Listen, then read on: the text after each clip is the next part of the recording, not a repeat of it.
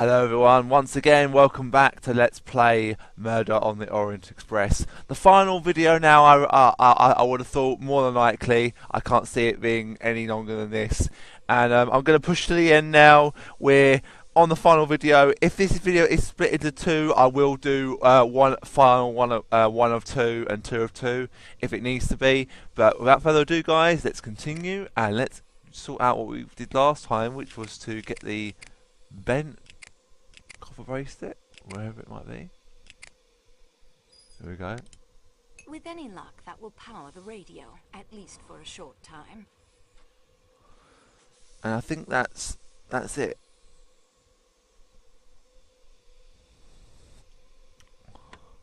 There, the radio is ready to be used. Superb, mademoiselle. You do not need to learn the Morse code if you have the book as reference.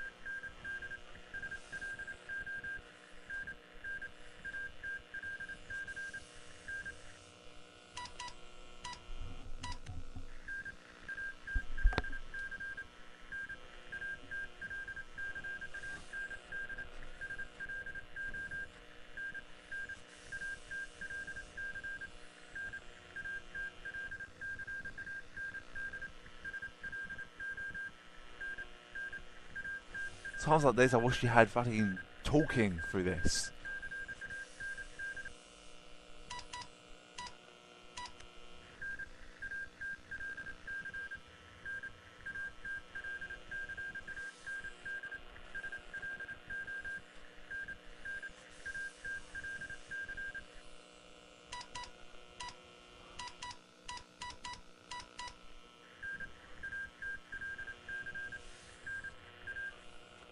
Oh, really?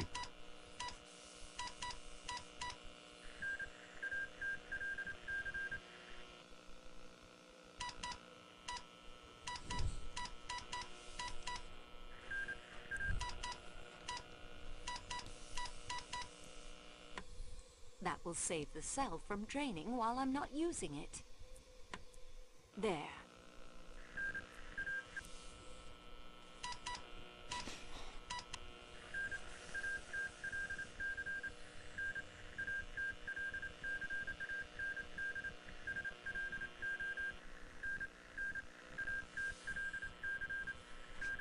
Yeah, poor business.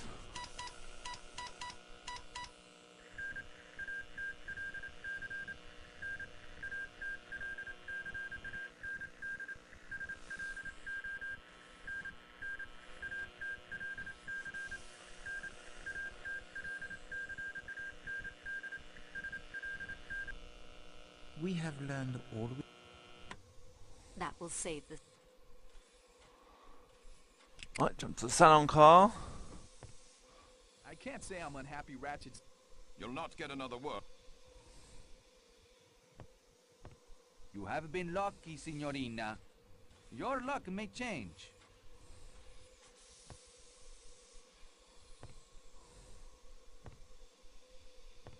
I'm not in the mood to talk. I wouldn't be surprised if this case is never... Mademoiselle Debenham, I must ask you why you lied to me earlier. Lied to you? I don't know what you mean.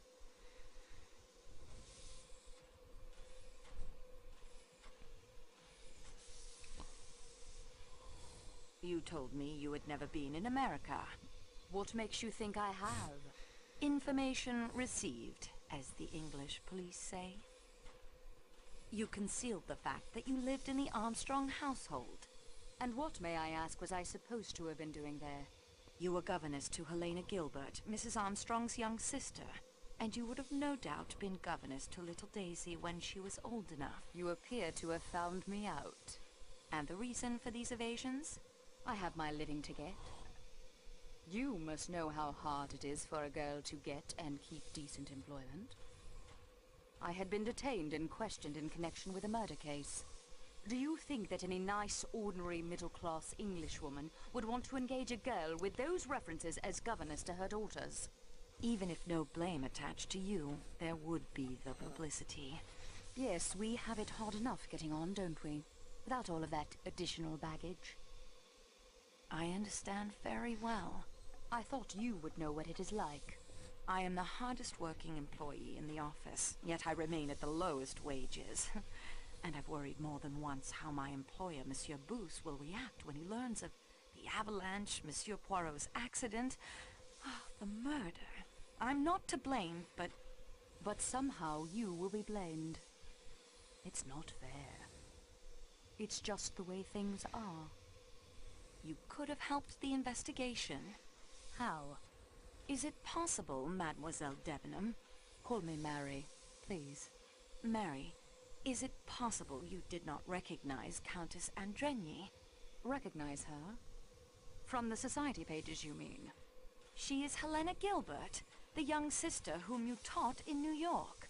Helena. It is true she reminded me of someone. It puzzled me. She looks so different now, so elegant. How could I connect her with a little American schoolgirl? I admit I looked more closely at her clothes than her face, and I had my own preoccupations. Not now, when it's all over, when it's behind us. Antoinette, those words refer to a private matter of my own. I can't tell you. I can't. Good day to you, mademoiselle. Right, restaurant car now.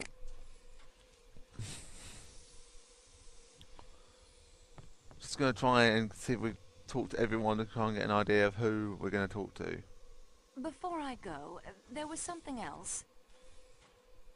Your name is Helena, isn't it? Not Elena. You are Helena Maria Gilbert, are you not? Sonia Armstrong's sister, Linda Arden's daughter? I demand, mademoiselle, to know what right you... No, Rudolph. It is useless to deny what Mademoiselle Marceau says. It is quite true, mademoiselle. I am Helena Gilbert, the youngest sister of Sonia Armstrong. Good day, Monsieur Lecomte. Really, miss, you know my secret. There's nothing more I can add.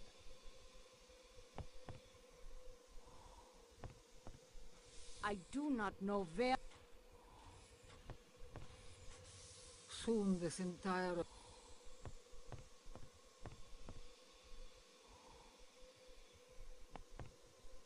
Oh, please, me.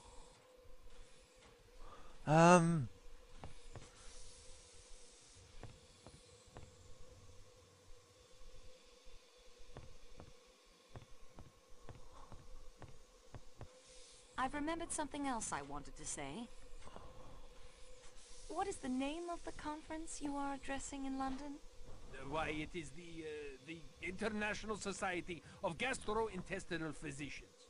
Why would such a group be interested in a speech about a disease found in newborn calves?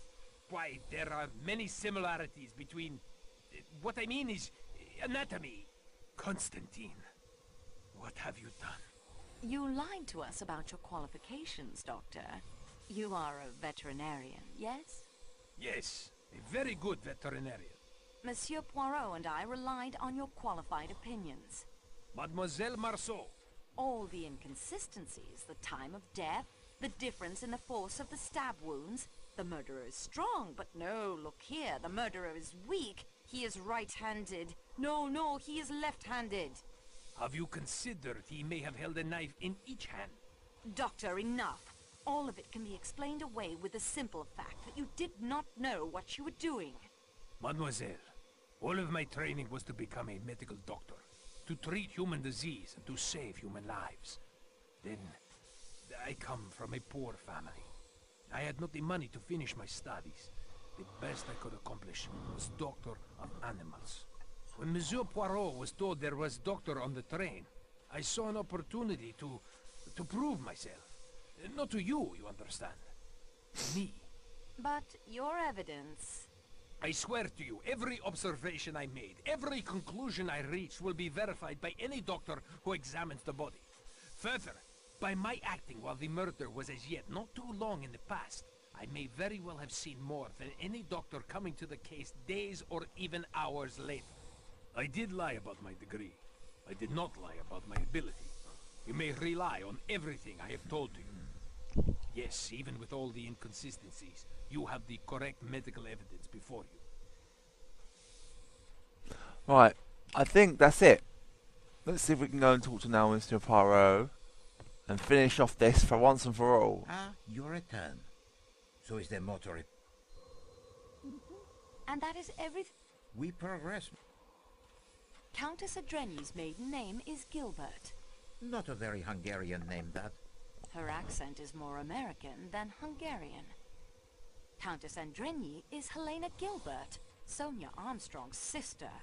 Ah, oui. It is easy to see why her devoted husband would try to hide that fact.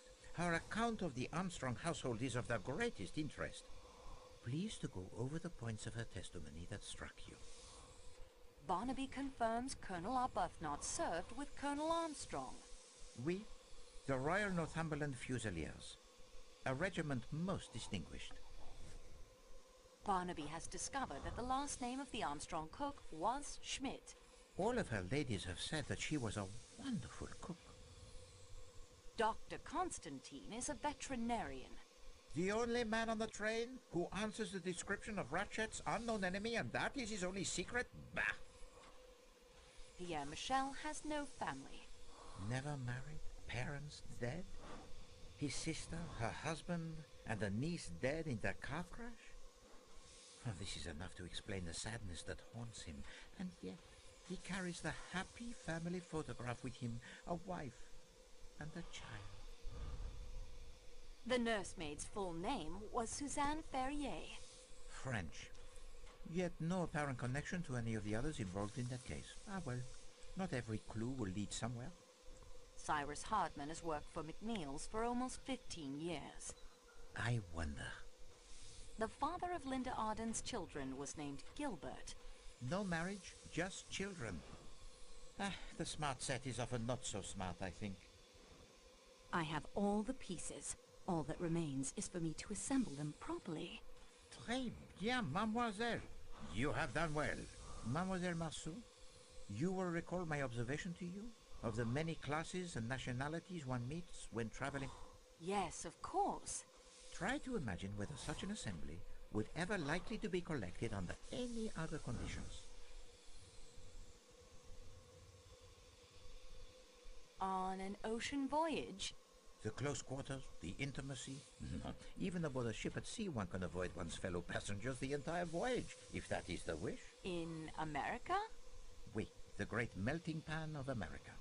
Melting pot. This is the answer I made to myself as well. Only in America you might find a household composed of such varied nationalities. And what do we discover here? Such a household has recreated itself aboard this train. A household damaged almost beyond recovery 10 years ago by the man Ratchet.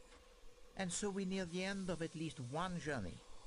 Please to assemble our fellow passengers in the salon car. Oh, and please also to send for Michel and Dr. Constantine. I will need their assistance to convey me to the salon car. You will present your solution? I will offer 3 solutions. You, mademoiselle, will decide which of them will best serve justice. Oh, Eh cool. bien, monsieur. We have before us a most delicate operation. Transferring the person of Poirot to the salon car, where the suspects, they are all assembled. Poirot is ready for the ordeal.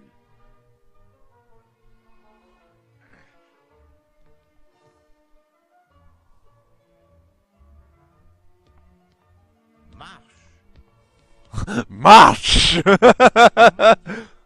care.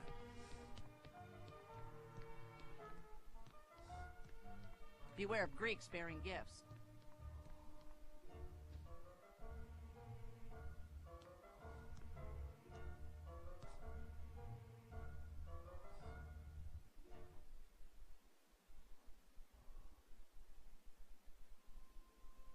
Mesdames et messieurs, there are 3 possible solutions of this case. There is the solution concocted for the benefit of the Yugoslavian police, who were expected to take up the investigation. A little play that was then embellished with several improvisations. When I, Hercule Poirot, unexpectedly appeared on the stage. And then there is a solution that reveals the most careful plotting of a truly brilliant mastermind.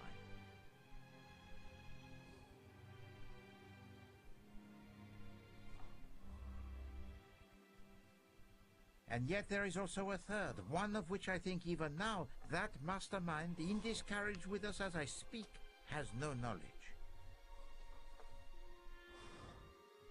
With the help of Mademoiselle Marceau, my able assistant, you see Poirot, he is also able to improvise, huh? I shall put all 3 solutions before you, and I shall ask Mademoiselle Marceau and the eminent Dr. Constantine here to judge which solution is the right one. Mademoiselle, are you ready to proceed? Oui, monsieur. Eh bien, we commence.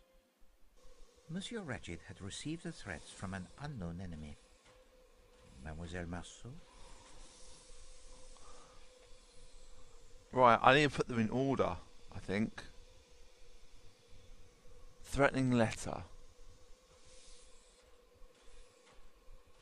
The tone of these letters suggests an enmity born in the American underworld, of which Monsieur Ratchet was once a part. A former colleague in one of his kidnapping schemes? Who knows? We have the evidence of a detective Monsieur Ratchet hired to protect him.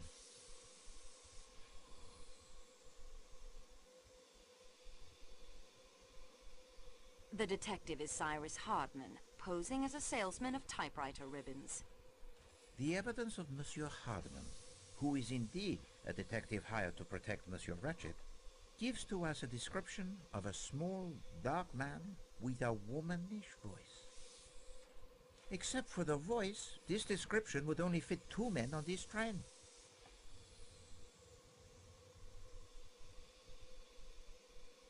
Matteo, the Athens-Paris coach attendant, and Dr. Constantine. Yet Monsieur Hardman's vigilance during the night shows that no one could have passed from the Athens-Paris coach to the Calais coach without his seeing them. So anyone in that coach must be exonerated. The enemy actually came aboard the train at Belgrade one of 2 ways.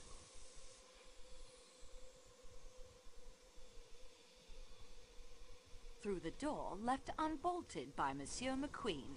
This enemy was disguised, leaving behind a button in Madame Hubbard's room when he used her connecting door. Mademoiselle, the disguise?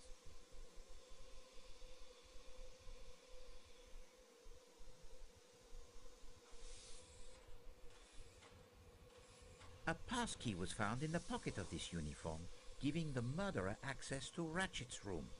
Ratchet was under the influence of a dose of his sleeping draught, light enough to wake him, but strong enough to prevent him from struggling as the killer left through the connecting door. Mastermind confirmed the dosage of the sleeping draught. Masterman confirmed the dosage of the sleeping draft. Oui, he did. Well, the murder weapon is obvious. Mademoiselle? It is a stiletto, the type of knife carried by the criminal type in America called the mafiosi. The killer planned to leave the train at the next station after committing his crime. Show to them the evidence supporting this, mademoiselle. Exact. The avalanche prevented him from reaching Broad. Even so, he went through with the crime and then hid himself. Empty room. The killer hid in an empty room in the Athens-Paris coach. At first, in the Athens-Paris coach. Then later, it is in the hut. Mademoiselle found the uniform and the stiletto. But the killer had fled.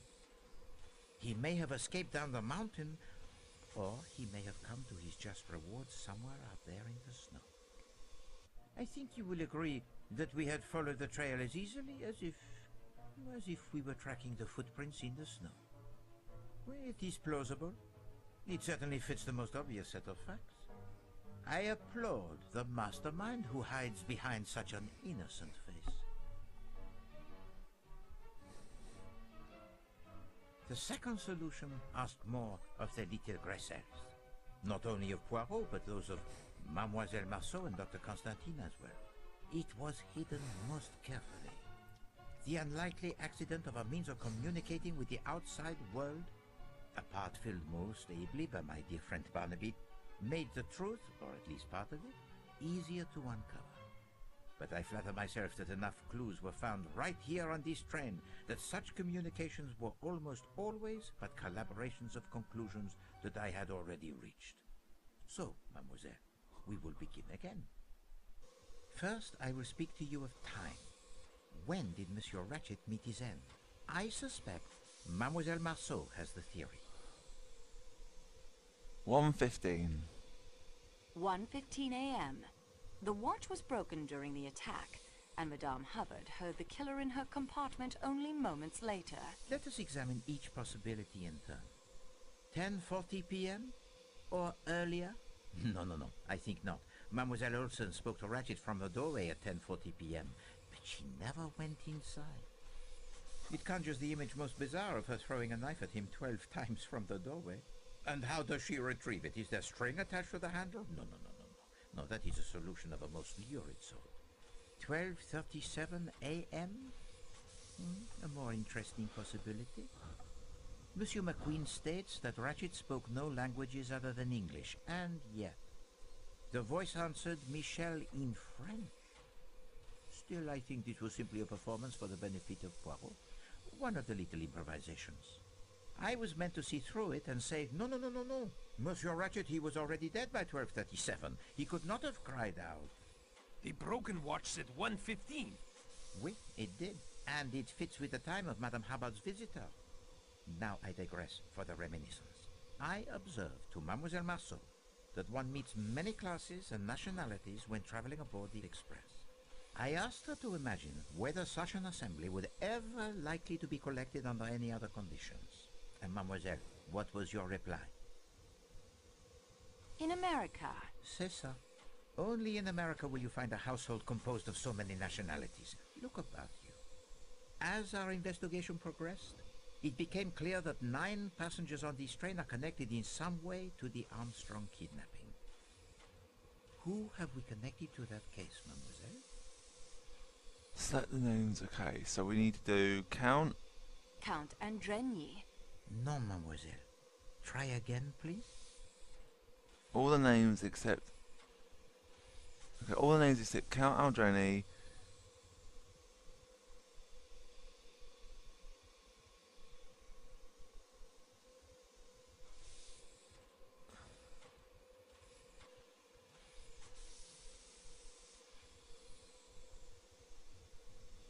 Countess Andrenyi. Mary Debenham. Princess Dragomirov. Cyrus Hardman. Please do not embarrass us both. Choose another. Caroline Hubbard. Can you really think that illustrates my point? I need a moment to decide. Time is of the essence, mademoiselle. Pray do not take too long. Set all the names except Count.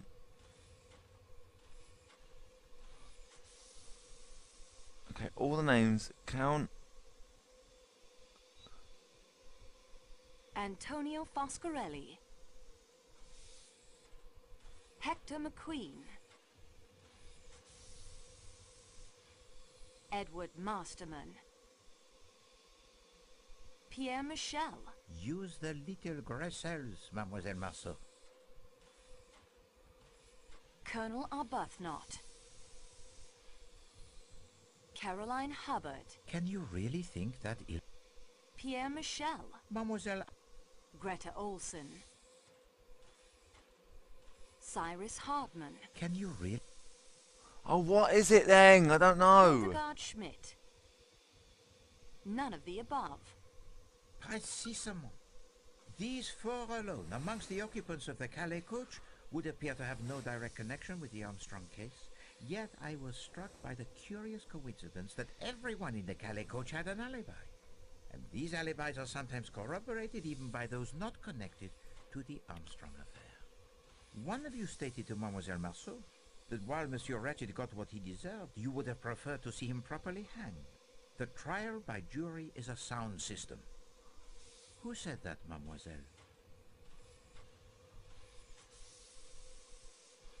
Colonel Arbuthnot. Just so. Colonel Arbuthnot. Now that struck a chord with Poirot. I sat back and thought, a jury is composed of 12 people. There are 12 passengers in the Calais coach, discounting myself and Mademoiselle Marceau. Ratchet, he was stabbed 12 times. And the reason the Calais coach was filled in the middle of the winter was explained.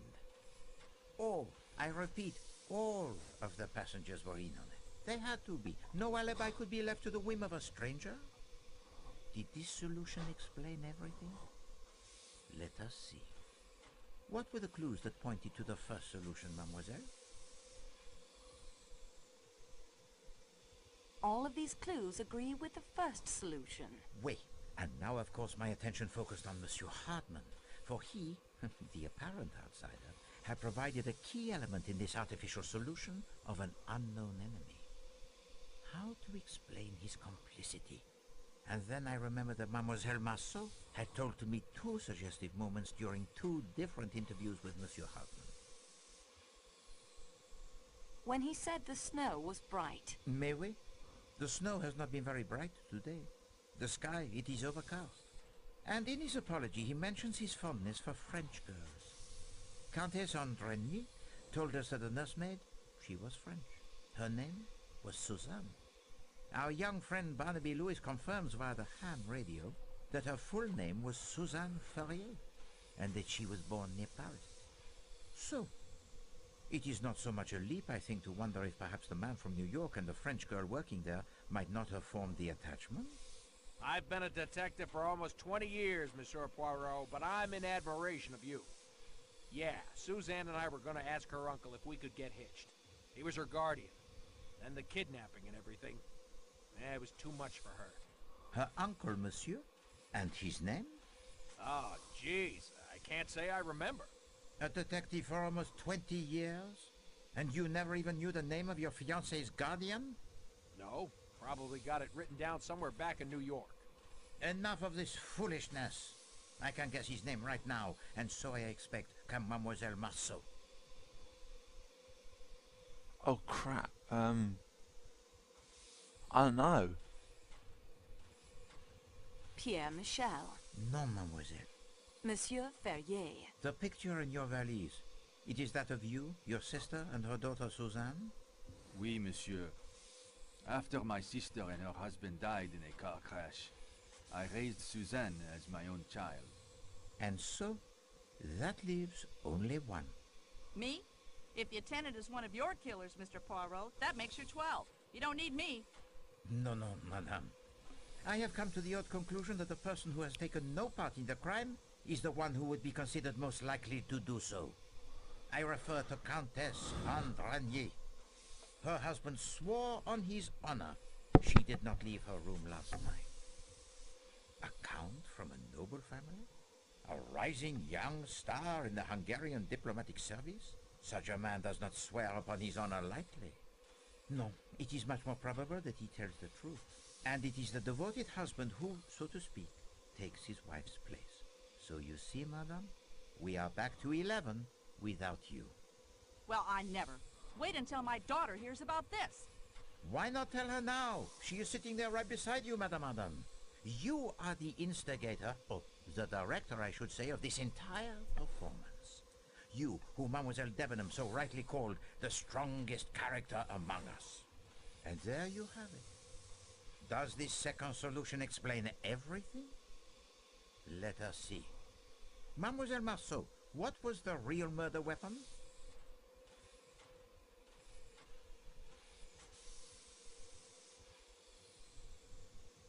But of course, a drama planned this carefully does not include the blood-stained stiletto with the fingerprints of some unknown.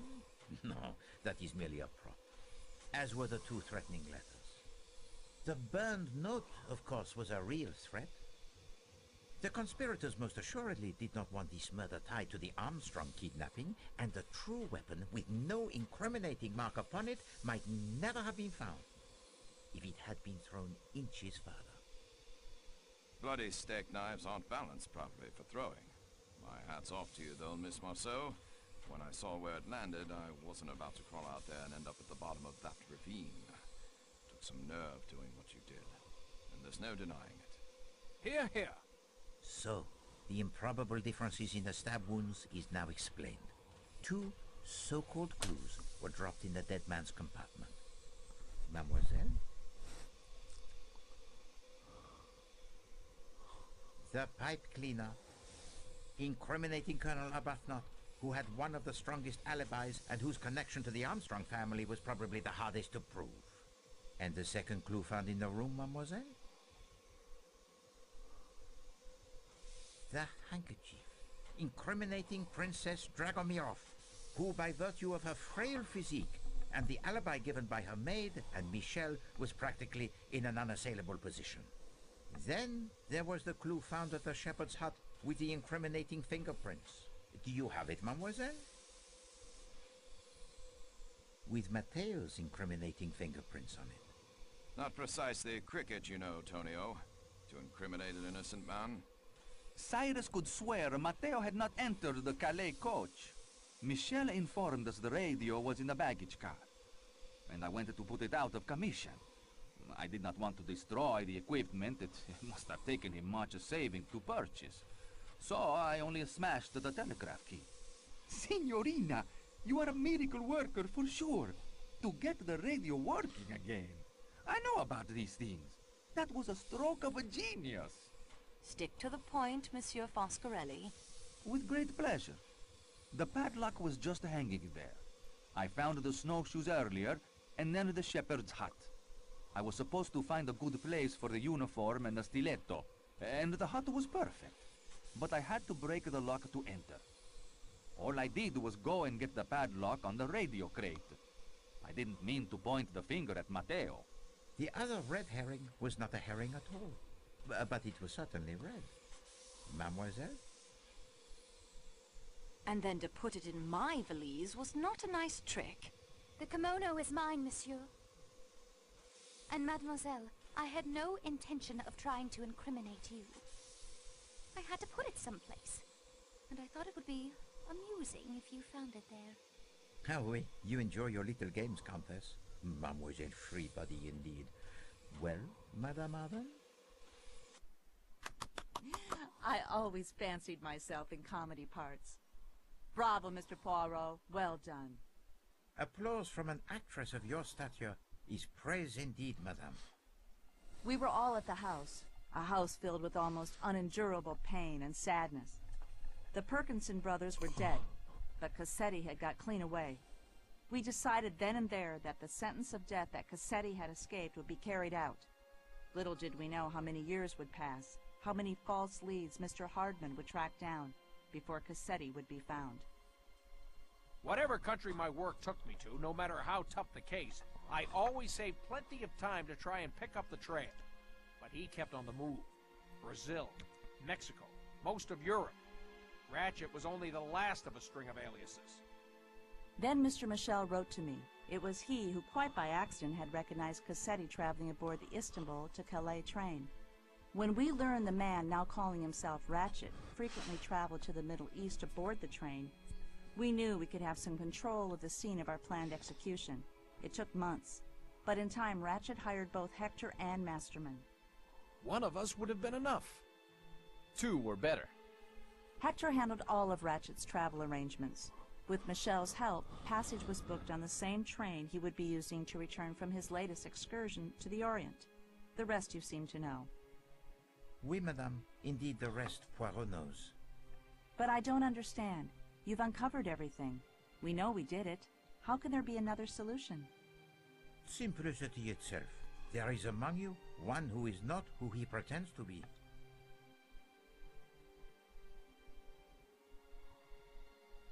With the help of Mademoiselle Marceau, I will now present you with those clues which fit neither solution so far proposed, and present you with a truth that will surprise even you. I know some of you suspected something was not quite right, but let us now look at the clues that fit neither solution so far. Madame Schmidt says she saw the phantom attendant, but we know now it was sheer invention. Yet we have the testimony of an independent witness who says he saw the non-existent small dark attendant actually getting on the train. Mademoiselle? The engineer. Oui, the engineer while the train was in the Belgrade station. And then there is the crate of Monsieur Ratchet and its unknown occupant. What clues associate themselves with that crate, mademoiselle? The pile of books. Oui, the uniform I think worn by the person the engineer saw. The pile of books mademoiselle believes were useful in the planning of the crime, yet no one has mentioned them. And the fact that the person with access to that key would be in the best position to tell us something of the occupant of that crate. And lastly, there is the little matter of the kidnapping of Mademoiselle Marceau.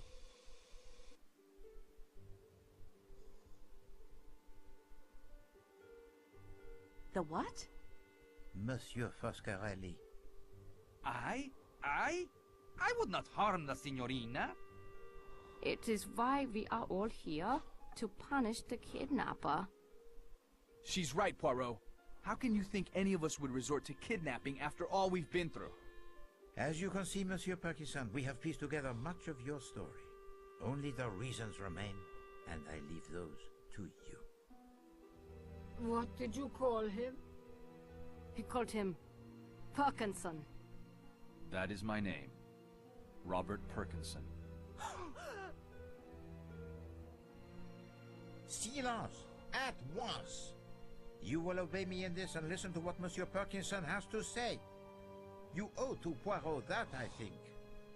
Please understand. I know how you must hate me. It was my dear wife Isabella, the unidentified woman the papers mentioned, who pleaded with Paul and me as the police closed in to let her take Daisy away. She was sick with grief. Take Daisy away? Cassetti killed the wrong little girl. He crept up while Teresa was alone outside and shot her in cold blood. He was gone again before we knew what had happened. We'd refused his orders to kill Daisy, you see, so he took matters into his own hands and killed my little girl by mistake. If any group of people could know exactly how my wife felt, you are here before me. And we were afraid. Some accident when the police came. It was unthinkable the little girl should come to harm after we had just buried our own daughter. Some time after I escaped, after Paul had died in the electric chair, and Isabella had identified some John Doe found floating in the harbor as me, I joined Isabella and Daisy in France, where they now lived as mother and daughter. I knew we should return the child, but my wife would have died the day she was gone. The child now answered to the name of our little girl, Teresa, and called my wife Mama. You understood the meaning of the photograph, Mr. Poirot? Your family. You, your wife, and your little girl. And once I realized that, I knew that you could not be Pierre Michel. I then began to consider who you must be. Only one figure could not be accounted for with certainty. Robert Parkinson. Last year, only days after my Isabella succumbed to a cancer that I think grew inside of her since the day of the kidnapping, I sought out Michel. He informed me of the plan to punish Cassetti, a plan that he, despite the death of his niece, never thought he could see through. He showed me the letters Mrs. Hubbard had written to him. He was in a terrible state. He had seen Cassetti? Yes, twice. On this very train. I could see he was not a strong man, and would not be able to face Ratchet. I looked at those letters and asked him one question. Had Mrs. Hubbard, or any of the others, ever met him in person? His answer was, no. I wanted Cassetti dead as much as any of you. He killed my child, and just as surely my wife. So here I am. But, my granddaughter? She has been staying with my wife's sister in Belgrade for the past few days. She came aboard the train there last night, dressed in an attendant's uniform. She changed into her regular clothes and has been camping out, as she calls it. The nuns at her school have kept up her studies, in English as well as French. She is a good student indeed, to have brought all her school books with her on the campout. I told her to study. She has been staying in the baggage car in Ratchet's crate. Last night I took some food from Klaus's kitchen when he had gone off for a moment. And the statue worth $4,000? I dumped it on a trash heap near Sirkeci Station, I'm afraid.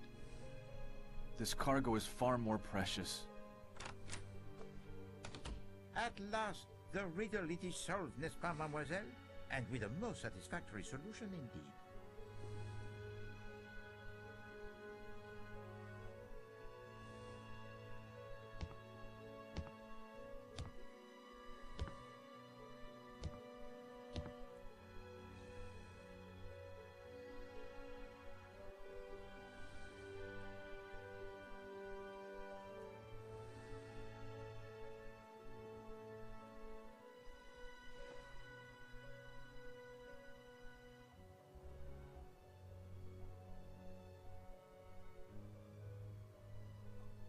It's really confusing.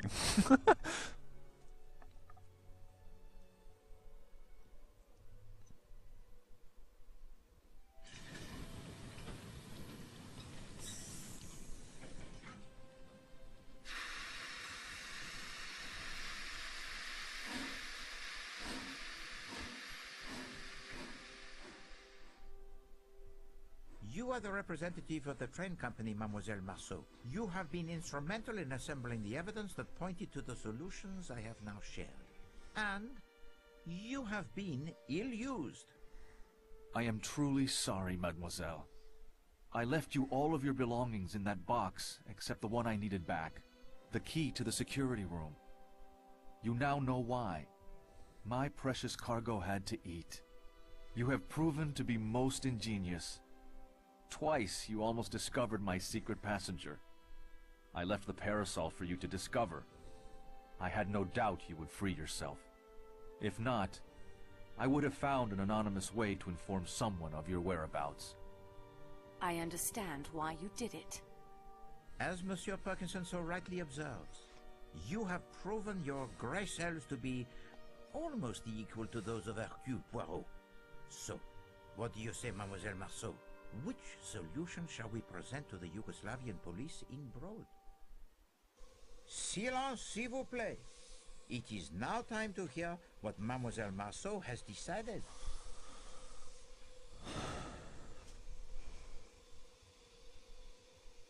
Here are my thoughts on the first solution. It is not the truth, but fits the facts, at least one set of facts, and it will be the simplest by far to explain. My opinion of the second solution is this. It is at least most of the truth, as much as 12 people in this car knew. They are self-confessed murderers, and yet, no, that word is wrong. Justice was done here. Of a kind, perhaps not the justice I would have preferred. In that, I agree with Colonel Arbuthnot. But still, can there be anyone, knowing Ratchet and knowing these people as well as I now do after only a few hours, who can't see the rightness of their cause? These are my feelings about the third solution. It is the whole truth. More heartache than even these 12 people knew. And it must stop somewhere, mustn't it? There are lives to build and rebuild here. I think of Greta's words on her postcard, and of the family that had one last day in the sun at Coney Island before the storm engulfed them. I think they all, including Monsieur Parkinson, deserve a chance in the sun again. Therefore, it is my belief, Monsieur Poirot, the first theory you put forward was the correct one. An unknown enemy of Monsieur Ratchet, whom the murdered man feared, sneaked aboard the train disguised as an attendant and is responsible for the murder. Unfortunately, he is still at large, or lies frozen in a snowbank somewhere awaiting the spring thaw. I suggest that is the solution we offer to the Yugoslavian police when we arrive in Broad. Dr. Constantine? Even if I did not owe you and Mademoiselle Marceau so much, I have learned to leave such matters to those best qualified to decide. I, of course, accept Mademoiselle Marceau's decision. Why? Exactly. Yeah, that's my view. What did I tell you? Yes, thank you. Monsieur Poirot, your ankle. It feels much better. And Poirot? He has been cooped up in his room far too long. He has the need of some fresh air.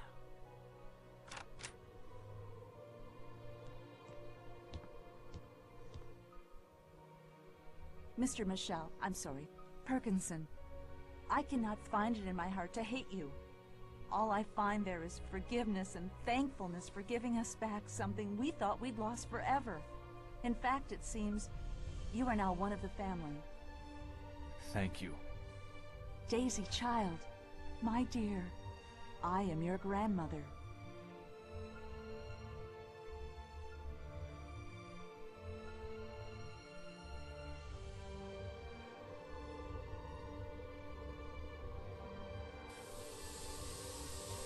Oh, not the same as the film, but a good ending nevertheless.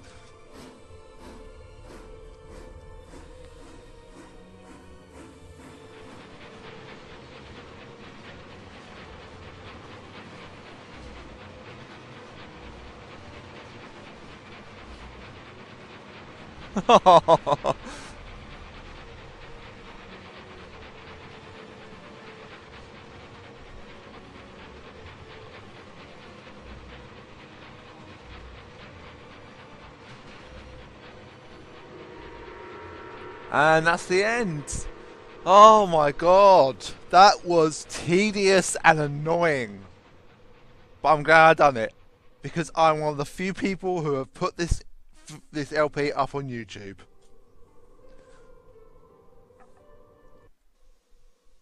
Alright guys, well, as always, thank you all very much for watching. Hope you enjoy the Murder on the Orient Express, and I'll see you all in the next video, which will be the games I'm also doing, which you already know about. So this will be going on till probably till into March at least, because it's quite a few videos that I've got. But actually no, this final video will be at the end of February, so I'll be doing some more during the course of uploading them each day. I was going to do over the weekends, but I think I need one every day, probably because of the fact that a lot of them will just be wandering around.